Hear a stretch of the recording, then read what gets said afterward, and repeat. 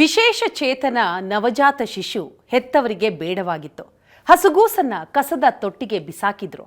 ಇದೀಗ ಈ ಮಗುವಿಗೆ ವಿದೇಶಿ ದಂಪತಿಯ ಆಶ್ರಯ ಸಿಕ್ಕಿದೆ. ತಂದೆ ತಾಯಿ ಇಲ್ಲದೆ ತಬ್ಬಲಿಯಾಗಿದ್ದ ಕಂದಮ್ಮ ಇನ್ನು ಇಟಲಿಯ ಪ್ರಜೆಯಾಗಲಿದೆ.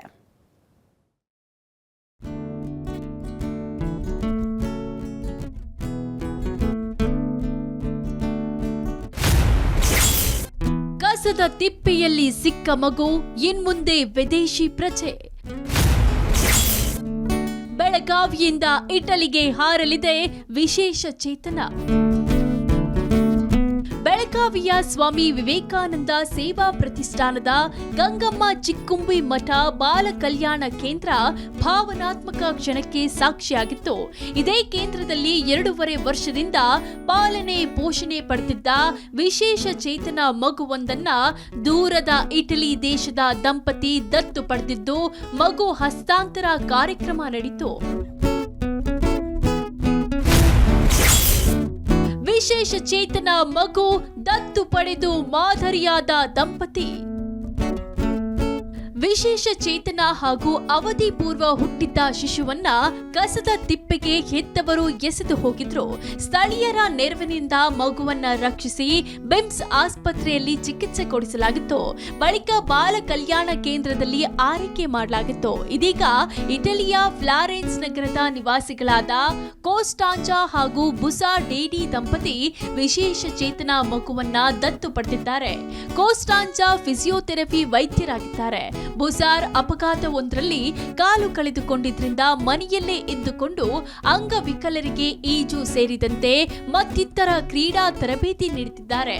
ಇದೀಗ ವಿಶೇಷ ಚೇತನ ಮಗುವನ್ನ ದಂಪತಿ ದತ್ತು ಪಡೆದಿರೋದು ಎಲ್ಲರ ಮೆಚ್ಚುಗೆಗೆ ಪಾತ್ರವಾಗಿದೆ.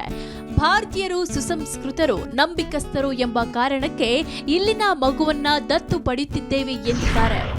People from India and they are so very respectable people. So we love them.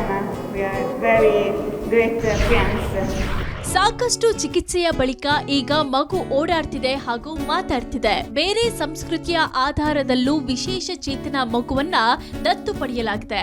ಅವರಿಗೆ ನಾವು ಎಷ್ಟು ಕೃತಜ್ಞತೆ ಸಲ್ಲಿಸಿದ್ರೂ ಕಡಿಮೆ ಅಂತ ಚಿಕ್ಕುಂಬಿ ಮಠ ಬಾಲ ಕಲ್ಯಾಣ ಕೇಂದ್ರದ ಚೇರ್ಮನ್ ಡಾಕ್ಟರ್ ಮನಿಷಾ ಭಾಂಡನಕರ್ ಹೇಳಿದ್ದಾರೆ. ತುಂಬಾ ಪ್ರೊಸೀಜರ್ಸ್ ಇರ್ತದೆ. ಸೊ ಇದು ಎಲ್ಲ ಕಂಪ್ಲೀಟ್ ಮಾಡಿ they have come all the way. ಈ ಮಗು ಸ್ಪೆಷಲ್ ನೀಡ್ಸ್ ಮಗು ಇದೆ. ಫಾರ್ ಹೀಸ್ ಐಸ್ ಲೇಸರ್ ಇದು ಟ್ರೀಟ್ಮೆಂಟ್ ಕೊಡಬೇಕಾಗಿತ್ತು, ಅದನ್ನು ನಾವು ಮಾಡಿದ್ದೀವಿ. He is absolutely fit. ಕಸದ ತೊಟ್ಟಿಯಲ್ಲಿದ್ದ ಮಗುವನ್ನ ರಕ್ಷಿಸಿ ಬಾಲ ಕಲ್ಯಾಣ ಕೇಂದ್ರ ಮಗುವಿಗೆ ಜೀವ ಕೊಟ್ಟಿದ್ದಾರೆ. ದೂರದ ಇಟಲಿಯ ದಂಪತಿ ಮಗುವಿಗೆ ಜೀವನ ಕಟ್ಟಿಕೊಡಲು ಮುಂದಾಗಿದ್ದಾರೆ.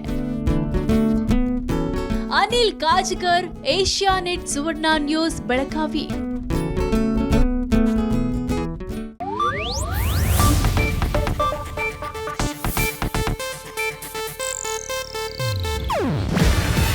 ಇದು ಏಷ್ಯಾನೆಟ್ ನ್ಯೂಸ್ ನೆಟ್ವರ್ಕ್ ಪ್ರಸ್ತುತಿ. ನೀವು ನೋಡ್ತಿದ್ದೀರಾ ಏಷ್ಯಾನೆಟ್ ಸುವರ್ಣ ನ್ಯೂಸ್.